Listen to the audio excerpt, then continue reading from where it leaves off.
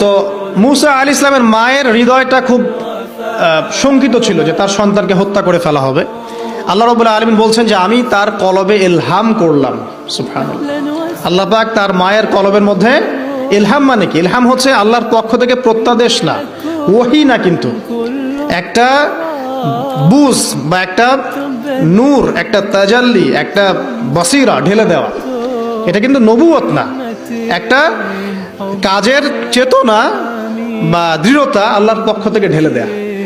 তার মায়ের কলবের মধ্যে আল্লাহ রাব্বুল আলামিন ইলহাম করলেন যে তুমি তোমার সন্তানটাকে সিন্দুকের মধ্যে ভরে ভাসিয়ে দাও নীল নদে। এখন তার মায়ের কলব, তার মায়ের হৃদয় ছটফট করতে লাগলো, কারণ কোনো মাই তো চাইবে না তার সন্তানকে এভাবে ভাসিয়ে দিতে। আল্লাহ পাক বলছেন যদি না আমি তার হৃদয়টাকে শক্ত করতাম তাহলে সে বিচলিত হয়ে পড়তো। আল্লাহ পাক তার হৃদয়টাকে শক্ত করলেন, সে বিচলিত হলো না, সন্তানকে ভাসিয়ে দিল। এবার সন্তান ভাসতে ভাসতে ভাসতে কোথায় যাচ্ছে? যেখানে ফেরাউনের স্ত্রী গোসল করছে। কথা কি বুঝতে পারছেন? খুব চমৎকার হিস্ট্রি কিন্তু গল্পটা। এবং গল্প মানে এখানে আসলে গাল গল্প না, এগুলো সত্য ঘটনা, এগুলো কোনো গাল গল্প নয়। এবার ফেরাউনের স্ত্রী আসিয়া সেই সিন্দুক পেয়েছে। মুসা আলাইহিস সালামকে আল্লাহ পাক বলছেন যে আমি মুসা আলাইহিস সালামের চেহারার মধ্যে মোহাব্বত বা ভালোবাসা ঢেলে দিয়েছিলাম। তার চেহারা যেই দেখতো তাকে ভালোবাসতো, বুঝছেন? ভালোবাসা ঢেলে দিয়েছেন। এবার ফেরাউনের স্ত্রী আসিয়া, এখানে আসিয়া নন, অন্য একজন স্ত্রী হয়তো, তিনি বলছেন যে ফেরাউনকে বলছে যে একে আমরা আমাদের কাছে রেখে দিই, হয়তোবা সে আমাদের উপকারে আসবে, অথবা তাকে আমরা সন্তান হিসেবে গ্রহণ করতে পারি। লা তাকতুলুহু, তাকে হত্যা করো না। আসা আন ইয়ানফা'না আও নাত্তাখিযাহু ওয়ালাদা, এরকম করে আল্লাহ পাক বলেছেন কোরআনে। তো ফেরাউন তার স্ত্রীর কথা শুনলো এবং তাকে না হত্যা করে রেখে দিল।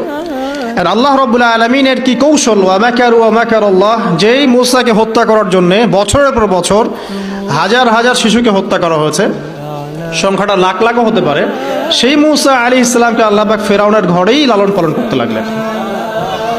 চিন্তা করলেন? এবার মূসা আলাইহিস সালাম যখন যুবক হলেন, আমি সংক্ষিপ্ত করছি, যখন যুবক হলেন তখন একদিন দেখলেন যে রাস্তায় দুজন ব্যক্তি ঝগড়া করছে। সূরা কসসের মধ্যে আছে, ফাইটিং, স্ট্রিট ফাইট। তো একজন ব্যক্তি হচ্ছেন বনু ইসরাইলের, আরেকজন হচ্ছে ফেরাউনের সেনাবাহিনীর। এখন মূসা আলাইহিস সালাম কার পক্ষ নেবেন? তিনি বনু ইসরাইলের পক্ষ নিলেন। তিনি গিয়ে তাকে বাঁচানোর চেষ্টা করলেন এবং শুধু একটা ঘুষি দিয়েছেন, ফাওয়াকাযাহু, একটা ঘুষি, ফাকাদা আলাইহি, এবং এই একটা ঘুষিতেই সেই ব্যক্তি ডেড।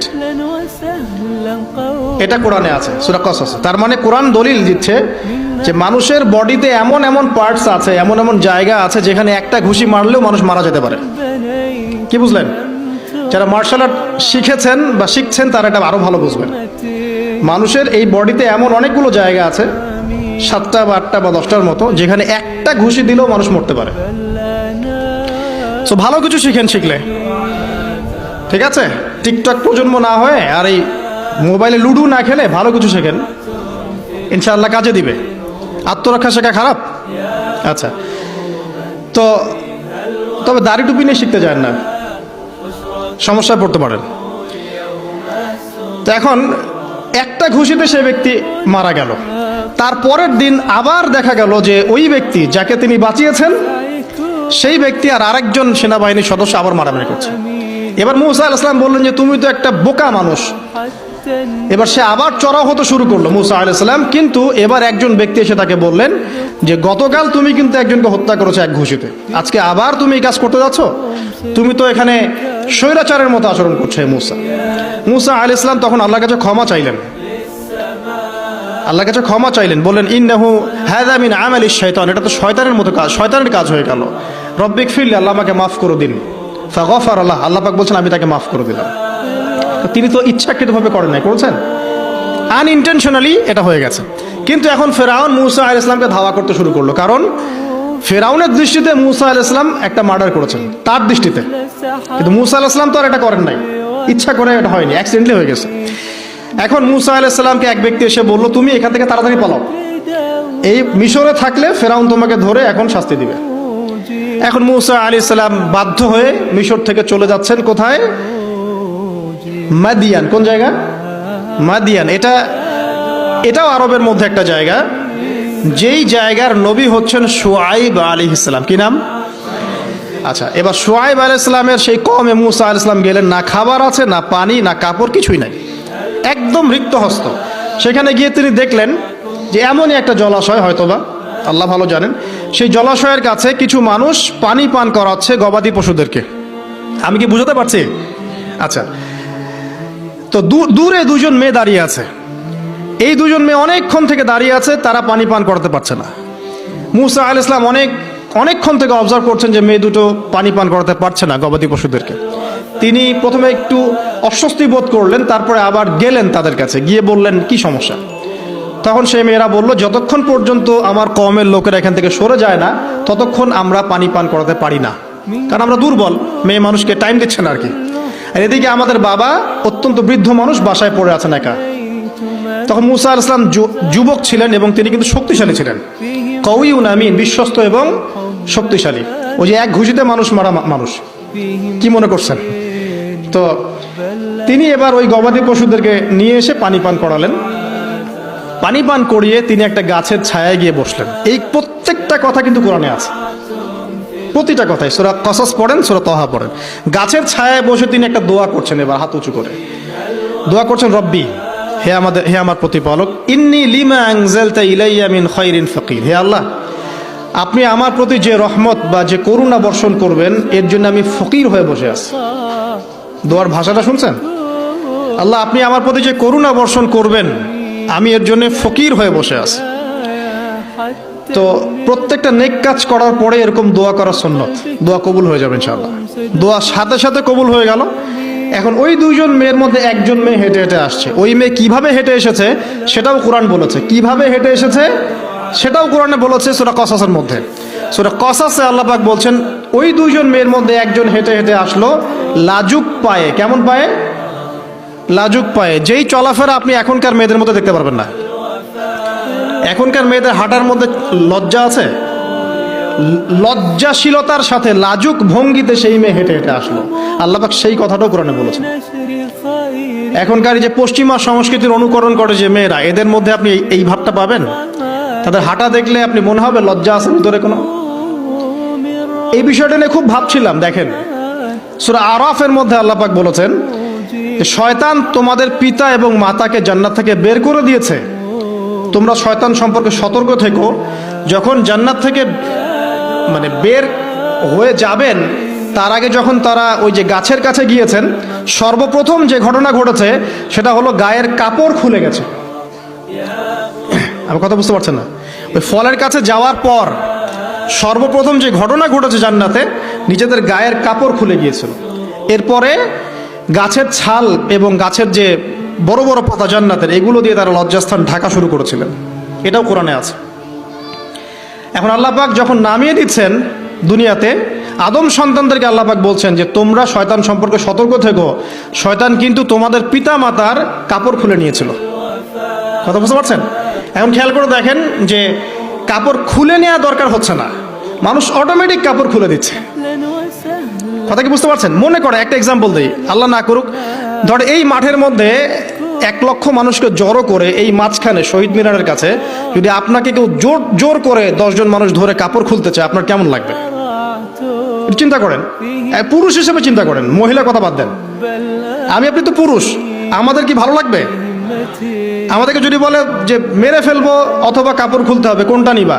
আপনি বলবেন হয়তো মেরে ফেলতাও ভালো, তাই না? তাহলে ওই মানুষদের কথা চিন্তা করেন যারা ইচ্ছায় স্বেচ্ছায় লক্ষ লক্ষ মানুষের সামনে কাপড় খুলে ফেলছে। কেউ বাধ্য করছে না, কোনোভাবেই কেউ বাধ্য করছে না, নিজের ইচ্ছায় পুরুষ না নারী কাপড় খুলে ফেলছে। মিউজিক ইন্ডাস্ট্রি বলেন, ফিল্ম ইন্ডাস্ট্রি বলেন, এই যে এখনকার যে শোজগুলো বলেন, হাওয়ায় তো মারতেছে দেশ এখন, তাই না? তো এই যে বিষয়গুলো দেখছেন, get up, dress up, dress code, মানুষ কি এটাকে জোর করে খুলে নিয়েছে গা থেকে? ইচ্ছা করে খুলে দিয়েছে। তাহলে এদের অবস্থান চিন্তা করেন যে এদেরকে কার সাথে তুলনা করবেন আপনি? এখন যদি বলেন পশুর সাথে, আমি বলবো তুলনা ঠিক হয়নি, কারণ কোনো পশুও নগ্ন চলে না। চলে? কোনো পশু নগ্ন চলে না। তুলনা একটা জাতির সাথে করতে পারেন, ওই যে ব্রাজিলের আমাজন জঙ্গল আছে, ওখানে দেখবেন কিছু কবিলা আছে যারা সমাজ থেকে টোটালি ডিটাচড, জানে না কাপড় কেমন করে পরতে হয়, সভ্যতা কি, সংস্কৃতি কি, ন্যায় কোনটা অন্যায় কোনটা। ওদের গেট আপগুলো দেখবেন, এদের গেট আপগুলো দেখবেন সেম। তাহলে এদের আদর্শ কোথায়? আল্লাহ পাক সূরা আরাফে বলছেন, শয়তান থেকে সতর্ক থেকো, তোমাদের পিতা মাতার কিন্তু তারা কাপড় খুলে ফেলেছিল শয়তান, তোমাদের কাপড় যেন শয়তান খুলতে না পারে, আল্লাহ পাক সতর্ক করেছেন। আর এখন আপনি খেয়াল করে দেখবেন, জোর করে না, স্বেচ্ছায় মানুষ কাপড় খুলে ফেলছে, এবং তারা পুরুষ না, নারী। তো যে জায়গায় আসছিলাম, ওই মেয়ের হেঁটে আসাটা আল্লাহ রাব্বুল আলামিন ব্যাখ্যা করেছেন। সেই মেয়ে, দুইজন মেয়ের একজন মেয়ে হেঁটে হেঁটে আসছে মূসা আলাইহিস সালামের কাছে লাজুক ভঙ্গিতে, লজ্জায় মুখ নত করে, লজ্জাশীলতার সাথে এসে বলছেন যে আমার বাবা আপনাকে ডাকছে। তার বাবা কে? শুআয়ব আলাইহিস সালাম। আমার বাবা আপনাকে ডাকছে। এবার তিনি গেলেন শুআয়ব আলাইহিস সালামের কাছে, গিয়ে তার কিসসা বা কাহিনীটা বললেন। শুআয়ব আলাইহিস সালামও কিন্তু একজন নবী এবং জবরদস্ত নবী। বলে রাখি, শুআয়ব আলাইহিস সালামের কওম সর্বপ্রথম সেই কওম ধ্বংস করা হয়েছিল। সর্বপ্রথম পৃথিবীতে ভূমিকম্প দিয়ে যে কওমকে ধ্বংস করে দেওয়া হয়েছে সেটা হচ্ছে শুআয়ব আলাইহিস সালামের কওম। আর তিনটা বড় বড় ভূমিকম্প আমাদের সামনে অপেক্ষাও করছে শেষ জামানায়। তিনটা হবেই, একটা পৃথিবীর পশ্চিম দিকে, একটা পৃথিবীর পূর্ব দিকে। আর পূর্ব দিক বলতে কিন্তু আমাদের দিক, Indonesia, Malaysia, Bangladesh, Pakistan, Sri Lanka, India, এই পুরো জায়গা হচ্ছে পূর্ব দিক। আর পশ্চিমা সভ্যতা তো বোঝেন, পশ্চিম কোন দিকে। আর একটা হবে পৃথিবীর মাঝখানে। মাঝখান কোনটা? এই যে জাজিরাতুল আরব, এখানে একটা হবে। এটা হবেই, কোনো বিজ্ঞানী ঠেকাতে পারবে না। তো শুআয়ব আলাইহিস সালামের কওম সেই কওম যাকে ভূমিকম্প দিয়ে ধ্বংস করা হয়েছিল। তো এখন মূসা আলাইহিস সালাম তার কাছে গিয়ে তার ঘটনাগুলো বললেন। শুআয়ব আলাইহিস সালাম তাকে বললেন, ঠিক আছে, আমার মেয়ের একটা দাবি। আমার মেয়ে বলেছে যে তুমি হচ্ছ বিশ্বস্ত এবং শক্তিশালী, তোমাকে যেন আমি আমার কাজে নিয়োগ করি। আসলে মেয়ে বাবাকে ইঙ্গিতে একটা মানে মনের ভাব ব্যক্ত করেছে আর কি। তখন তার বাবা সেই ভাবটা বুঝতে পেরেছেন। তিনি বলেছেন, ঠিক আছে, আমি আমার এই মেয়ের সাথে তোমাকে বিয়ে দিব। শর্ত কি? শর্ত হচ্ছে তোমাকে 8 বছর আমার এখানে কাজ করতে হবে। 8 বছর, কত বছর? 8 বছর কাজ করার বিনিময়ে আমি তোমাকে আমার মেয়ের সাথে বিয়ে দিচ্ছি। আর যদি তুমি চাও তাহলে 10 বছর পূর্ণ করতে পারো। ঠিক আছে? তো মূসা আলাইহিস সালাম বলেন, ঠিক আছে, আমাদের মাঝে আল্লাহ পাক সাক্ষী হিসেবে যথেষ্ট। এবার সেখানে মূসা আলাইহিস সালাম তার সংসার শুরু করলেন। 10 বছর অতিবাহিত হলো। তারপরে এখন মিশরে ফিরে যাওয়ার পালা। মূসা আলাইহিস সালাম তার স্ত্রীকে নিয়ে কোথায় যাচ্ছেন এখন? মিশর, তার হোম টাউন। ঠিক আছে, মাদারল্যান্ড। কিন্তু যাত্রা পথে তুয়া উপত্যকায় বিভিন্ন কিতাবে এসেছে তার স্ত্রীর প্রসব বেদনা শুরু হয়। তখন তিনি আগুন তালাশ করতে থাকেন। আগুন তালাশ করতে করতে আস্তে আস্তে তিনি এমন একটা জায়গার দিকে চলে যান, তুয়া উপত্যকায়, যেখানে দেখেন যে গাছের উপর আগুন জ্বলছে। এবং তখন আগুনকে ফলো করতে করতে হঠাৎ তিনি এক গায়েবী আওয়াজ শুনতে পান। আওয়াজটা হচ্ছে এমন, আমি একটু পড়ে শোনাই। আওয়াজটা হচ্ছে এমন যে, ইন্নী আনা রব্বুক ফাখলা'না আলাইক ইন্নাকা বিল ওয়াদিল মুকদ্দাস তুয়া। এই আওয়াজটা আল্লাহ পাকের। কার আওয়াজ? সুবহানাল্লাহ। আল্লাহ পাক মূসা আলাইহিস সালামের সাথে কথা বলছেন এই জায়গায়। আল্লাহ পাক বলছেন, নিশ্চয়ই আমি তোমার রব, তোমার জুতা খুলে ফেলো, কারণ তুমি একটা পবিত্র উপত্যকায় আছো। চিন্তা করতে পারেন? ওয়া আনা ইখতারতুকা, এবং আমি তোমাকে বাছাই করেছি হে মূসা, ফাসতামি লিমা ইউহা, তুমি খুব মনোযোগ দিয়ে শোনো, আমি তোমার কাছে যা ওহী করছি এটা মনোযোগ দিয়ে শোনো। ইন্নানি আনা আল্লাহ, নিশ্চয়ই আমি আল্লাহ। আল্লাহ বলছেন, ইন্নানি আনা আল্লাহ, নিশ্চয়ই আমি আল্লাহ। লা ইলাহা ইল্লা আনা, আল্লাহ বলছেন আমি ছাড়া কোনো ইলাহ নেই। ফা'বুদনি, আমার ইবাদত করো। ওয়া আকিমিস সালাতা লিযিকরি, আমার স্মরণের জন্য সালাত কায়েম করো। ইন্নাস সাআতা লাআতিয়াতুন, নিশ্চয়ই কিয়ামত অবশ্যই আসবে। আকাদু উখফিহা, আমি এটাকে গোপন রেখেছি। লিতুজজা কুল্লু নাফসিন বিমা তাসআ, যাতে করে প্রত্যেক নফসকে তার প্রতিদান দেয়া যায়। ফালা ইয়াসুদ্দান্নাকা আনহা মান লা ইউমিনু বিহা ওয়াত্তাবা হাওয়াহু ফাতারদা, যারা প্রবৃত্তির অনুসরণ করে তারা যেন তোমাকে এই বিষয়টার প্রতি ঈমান আনা থেকে দূরে রাখতে না পারে। আল্লাহ পাক এই পর্যন্ত বললেন। এরপর আল্লাহ বলছেন, ওয়া মা তিলকা বিয়ামিনিকা ইয়া মূসা, মুসা তোমার ডান হাতে এটা কি? মুসা আলাইহিস সালাম বলছেন যে ক্বালা হিয়া আসায়া, এটা আমার লাঠি। তার সাথে কি ছিল? একটা লাঠি। আতাওয়াক্কাউ আলাইহা ওয়া আহুশু বিহা আলা গনামি ওয়া লি ফিহা মাআরিব উখরা, এই লাঠি দিয়ে আমি গাছের ডাল ছাঁটি, গবাদি পশুদেরকে চড়াই, এছাড়া আমি আমার বিভিন্ন কাজে লাঠি ব্যবহার করি। আল্লাহ পাক বলছেন ক্বালা আলকিহা ইয়া মুসা, মুসা এটা নিক্ষেপ করো দেখি, হাত থেকে ছুঁড়ে মারো। মুসা আলাইহিস সালাম ছুঁড়ে মারলেন, ফাআলকাহা, তিনি ছুঁড়ে মারলেন, ফাইদা হিয়া হাইয়াতুন তাসা, সাথে সাথে লাঠিটা ছোটাছুটি শুরু করলো সাপের মতো। অন্য সূরায় আছে এই দৃশ্য দেখার সাথে সাথে মুসা আলাইহিস সালাম উল্টা দিকে দৌড় দিয়েছিলেন। স্বাভাবিক, ভয় পাওয়া স্বাভাবিক। তো তখন আল্লাহ পাক বলেছিলেন যে তুমি ভয় পেও না, আমার কাছে নবীগণ ভয় পায় না। ঠিক আছে, অন্য সূরায় এগুলো আছে, আমি শর্ট করে বলছি। এরপরে আল্লাহ পাক বললেন ক্বালা খুযহা ওয়ালা তাখাফ, তুমি এটাকে ধরো, এটাকে ভয় পেও না। সানুঈদুহা সিরাতাহাল উলা, তুমি ধরা মাত্রই সেটা আবার লাঠিতে রূপান্তরিত হবে। আরেকটা কাজ করো, ওয়াদমুম ইয়াদাকা ইলা জানাহিক, তোমার হাতটাকে বগলের নিচে নিয়ে যাও। তাখরুজ বাইদা মিন গায়রি সু, এটাকে বের করো, তারপর দেখবে এটা স্বচ্ছ আলো প্রদান করবে। সুবহানাল্লাহ, বগলের মধ্যে হাত নিয়ে আসো, হাতটাকে বের করো, দেখবে হাত থেকে স্বচ্ছ আলো বের হবে। এই দুইটা মুজিজা আল্লাহ পাক তাকে দিলেন, আয়াতান উখরা, এটা আরেকটা নিদর্শন। তো এখানে কি হলো, মুসা আলাইহিস সালাম নবুয়ত পেলেন। শর্টকাট কি, মুসা আলাইহিস সালাম কি পেলেন? নবুয়ত পেলেন। নবুয়ত পাওয়ার সাথে সাথে আল্লাহ পাক তাকে দুটো মুজিজা দিলেন, একটা হচ্ছে লাঠি, আর একটা কি, হাত বগল থেকে বের করলেই কি হবে, আলো বের হয়ে যাবে। এবার তার ডিউটি কি, আল্লাহ পাক ডিউটি দিচ্ছেন তাকে, ইযহাব ইলা ফিরআউন ইন্নাহু তাগা, এবার তোমার কাজ হচ্ছে তুমি ফেরাউনের কাছে যাবে, কারণ ফেরাউন সীমা লঙ্ঘন করেছে। তখন মুসা আলাইহিস সালাম বললেন রব্বি ইশরাহ লি সদরি, আল্লাহ আমার বক্ষটাকে প্রশস্ত করে দিন। মানে আমার তো সেখানে যাওয়ার সাহস হচ্ছে না, আমি তো সেখানে ওদের দৃষ্টিতে একজন খুনের আসামি, ওদের দৃষ্টিতে ওরা তো আমাকে পেলে হত্যা করে ফেলবে। আল্লাহ পাক বলছেন কেল্লা, কখনো না, তারা তোমাকে হত্যা করতে পারবে না। তখন তিনি দোয়া করছেন, আল্লাহ আমার হৃদয়টাকে প্রশস্ত করে দিন, ওয়া ইয়াসসির লি আমরি, আমার কাজকে সহজ করে দিন। ওয়াহলুল উকদাতাম মিন লিসানি, আমার লিসান, আমার জিহ্বায় জড়তা আছে, আল্লাহ এটাকে দূর করে দিন। ইয়াফকাহু কওলি, যাতে মানুষ আমার কথা বুঝতে পারে। এই দোয়া করলেন, কবুল হয়ে গেল। এবং আরো দোয়া করলেন যে ওয়াজআলি ওয়াজিরাম মিন আহলি, আমার পরিবারের মধ্য থেকে একজন ওয়াজির দেন। ওয়াজির মানে সহায়ক, যেটা হচ্ছেন হারুন আলাইহিস সালাম, যাতে করে আমরা কি করতে পারি, বেশি বেশি আপনার জিকির করতে পারি এবং আমাদের কাজ সহজ হয়। আল্লাহ রাব্বুল আলামিন তার ভাই হারুন আলাইহিস সালামকেও নবুয়ত দান করলেন, দুজন মিলে। এখন আল্লাহ পাক বলছেন ইযহাবা ইলা ফিরআউন, তোমরা দুজন ফিরআউনের কাছে যাও, ইন্নাহু তাগা, সে সীমা লঙ্ঘন করেছে।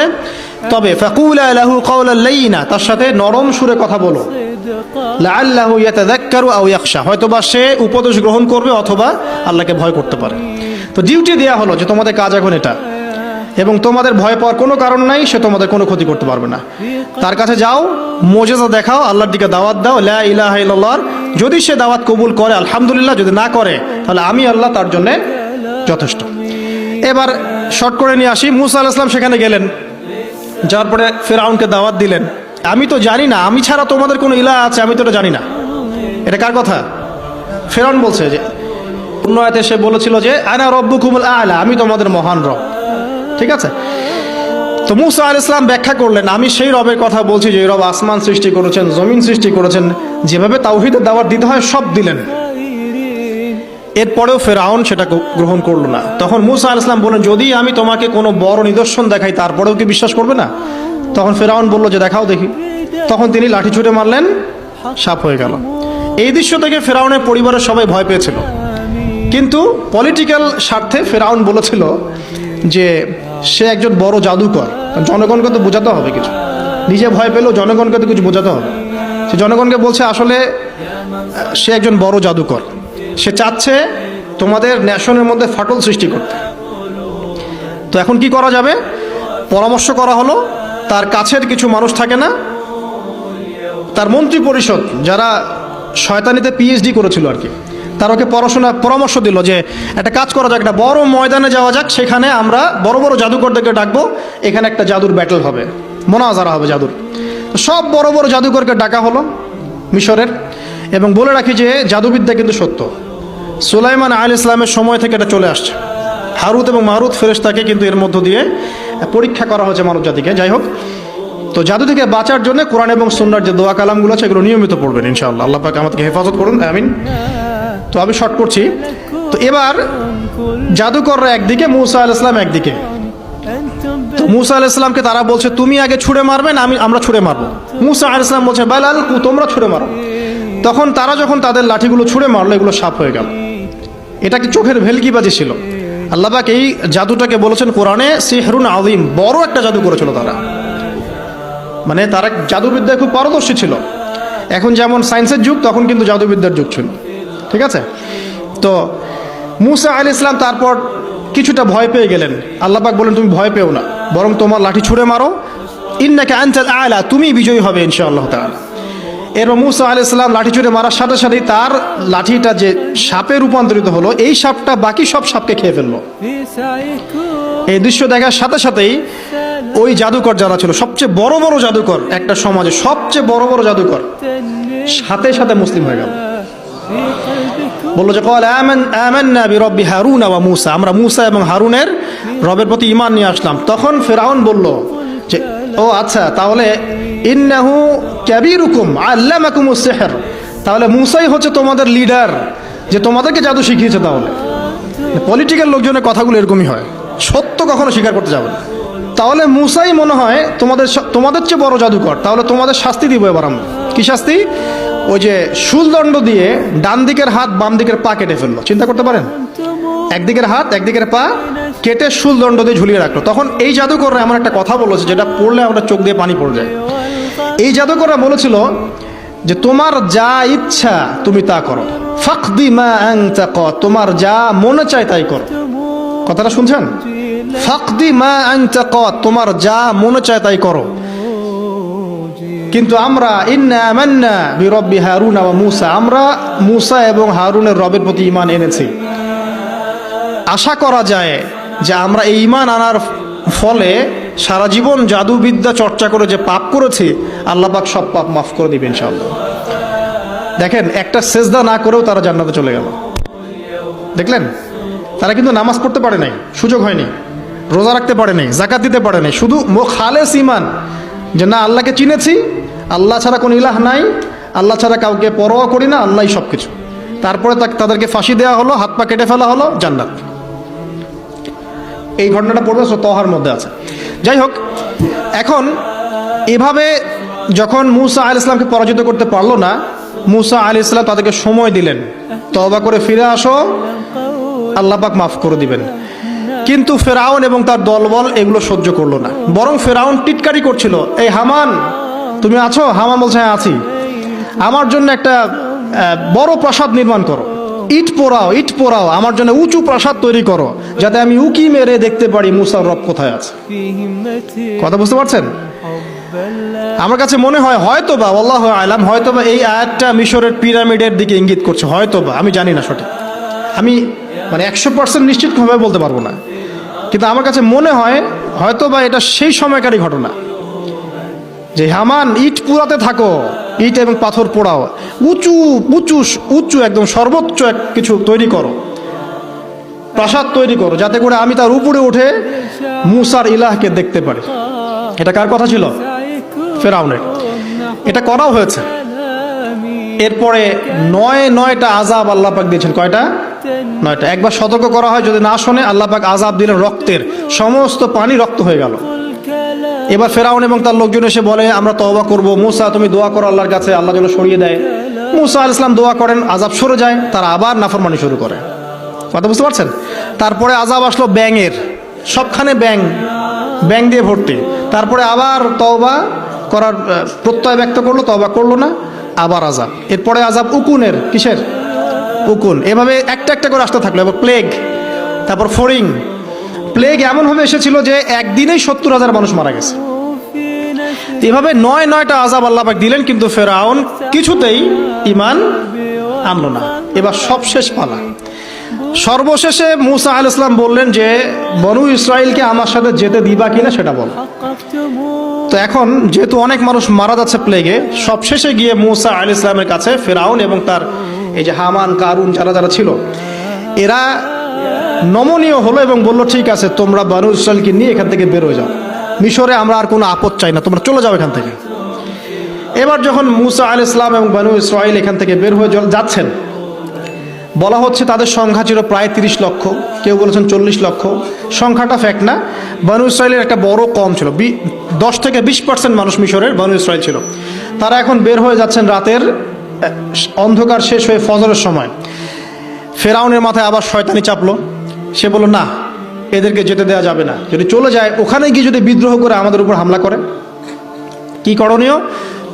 ফুল ফোর্স নিয়ে, তার যত সেনাবাহিনী ছিল সমস্ত সেনাবাহিনী নিয়ে ফেরাউন মুসা আলাইহিস সালাম এবং তার কওমকে ধাওয়া করা শুরু করলো পিছন থেকে। এবার মুসা আলাইহিস সালাম যাচ্ছেন, তার কওমকে সাথে নিয়ে, সামনে পড়ে গেল লোহিত সাগর। কোন সাগর? লোহিত সাগর। আর পিছনে ফেরাউনের বাহিনী। এরকম একটা অবস্থায় মুসা আলাইহিস সালামের কওমের কিছু মানুষ বলেছিল, ইন্না লামুদরাকুন, হে মুসা, আমরা তো ধরা পড়ে গেলাম, আমরা তখন যেতে পারবো না, সামনে সাগর, পিছনে ফেরাউন। এই সময় মুসা আলাইহিস সালাম একটা কথা বলেছিলেন, এই কথাটা যে বলতে পারবে বিপদের সময় আল্লাহ পাক তার সাথে থাকবেন ইনশাআল্লাহ। মুসা আলাইহিস সালাম বলেছিলেন কাল্লা, ওইরকম একটা অবস্থা তিনি বলছেন কাল্লা, কখনো নয়, ইন্না রব্বি মাইয়া সাইয়াহদিন, আমার রব আমার সাথে আছেন, তিনি আমাকে পথ দেখাবেন। কথা বুঝতে পারছেন? বাস আল্লাহ পাকের সাহায্য নেমে আসলো, তিনি বললেন লাঠি ছুঁড়ে মারো। লাঠি ছুঁড়ে মারার সাথে সাথেই একটা দুইটা না 12টা রাস্তা হয়ে গেল, পানি ভেদ করে, সাগর ভেদ করে। আর এই 12টা রাস্তা দিয়ে, এটা কোনো গাল গল্প নয়, 12টা রাস্তা দিয়ে বনু ইসরাইলের 12টা দল চলে গেল, পার হয়ে গেল। আর ফেরাউন এটা অবাক হয়ে দেখছে। এক পর্যায়ে সেও সিদ্ধান্ত নিল যে আমিও আমার ফোর্স নিয়ে ধাওয়া করব। এই যে সে নামলো লোহিত সাগরের সাথে সাথে পানি আবার আগের জায়গায়। এক মুহূর্তের মধ্যে, মানে এক দিনে পুরো ফেরাউন এবং ফেরাউনের যত সেনাবাহিনী আছে একদিনের মধ্যেই শেষ, পৃথিবী থেকে চিরবিদায়। আল্লাহ পাক এত চমৎকার করে কথাটা বলেছেন, কাম তারাকু মিন জান্নাতি ওয়া উয়ুন, তারা কতই না বড় বড় জান্নাত মানে বাগান এবং প্রস্রবণ পার হয়ে চলে গেল। ওয়া কুনুজি ওয়া মাকামিন কারীম, কত সুন্দর সুন্দর জায়গা তারা ছেড়ে দিয়ে চলে গেল। এবং তারা ধাওয়া করতে লাগলো ফেরাউন মুসার বাহিনীকে। যখন তারা ডুবে গেল, ফামা বাকাত আলাইহিমুস সামা ওয়াল আরদ, তাদের জন্য আসমান এবং জমিনের কোন সৃষ্টি এক ফোঁটা চোখের পানিও ফেলে নাই। এটা আপনি সূরা দুখানের মধ্যে পাবেন, আরো বিস্তারিত আছে। তো এই যে ঘটনাটা ঘটেছে, এই ঘটনাটা ঘটেছে মুহররম মাসের 10 তারিখে। কয় তারিখে? এই হচ্ছে সেই ঘটনা যার স্মরণে আমরা মুহররম মাসের 10 তারিখে সওম রাখি। কথা কি বুঝতে পারছেন? এটাই সেই ঘটনা, যেই ঘটনার ফলশ্রুতিতে এটাকে স্মরণীয় করে রাখতে আল্লাহ পাক কিয়ামত পর্যন্ত এই আশুরার সওমটাকে রেখে দিয়েছেন। এটা ইহুদিরাও রেখেছে, ইসলাম আসার পূর্বে, মানে নবী সাল্লাল্লাহু আলাইহি ওয়াসাল্লামের শরীয়ত আসার পূর্বেও আগের জাতিরাও এটাকে রেখেছিল। নবী সাল্লাল্লাহু আলাইহি ওয়াসাল্লাম এই সওমটাকে রেখেছেন, মুহররম মাসের এই 10 তারিখের সওমটা। এবং তিনি বলেছেন যে আমি আশা করি এই সওম রাখার ফলে 1 বছরের গুনাহ আল্লাহ পাক মাফ করে দিবেন। এবং একজন সাহাবী এসে জিজ্ঞাসা করছিলেন যে কোন মাসের রোজা রমাজান মাসের পরে সর্বোত্তম? নবী সাল্লাল্লাহু আলাইহি ওয়াসাল্লাম বলছেন রমাজান মাসের পর সর্বোত্তম সওম হচ্ছে মুহররম মাসের সওম। 3-4টা বিষয় নবী সাল্লাল্লাহু আলাইহি ওয়াসাল্লাম কখনো ছাড়তেন না। ফজরের আগে 2 রাকাত সুন্নাত, মাসের 3 দিন রোজা রাখা, আইয়ামে তাশরিকের, আইয়ামে বীজের, তারপরে আপনার আরাফার সওম এবং এই যে মুহররম মাসের সওম। এই সওমগুলো নবী সাল্লাল্লাহু আলাইহি ওয়াসাল্লাম কখনো ছাড়তেন না। আরও এসেছে একটা বর্ণনা, আমি এটা পেয়েছি ফয়জুল কালামের মধ্যে, যে আশুরার সওম রাখার পাশাপাশি ওই দিন যদি আপনি পরিবার বর্গের উপর খরচ করেন, ইনশাআল্লাহ আপনাকে সারা বছর আল্লাহর পক্ষ থেকে রিজিকের প্রশস্ততা দেওয়া হবে ইনশাআল্লাহ। তো পরিবার বর্গের প্রতি আপনি খরচ করতে পারেন। এখন এই যে ঘটনা দেখেন, এই ঘটনার মূল পিছনে গল্প কি? জালেমের ধ্বংস, মাজলুমের মুক্তি, তাই তো? জালেমের ধ্বংস, মাজলুমের মুক্তি, এটাকে স্মরণীয় করে রাখার জন্য আল্লাহ রাব্বুল আলামিন এই আশুরার সওমটাকে রেখেছেন।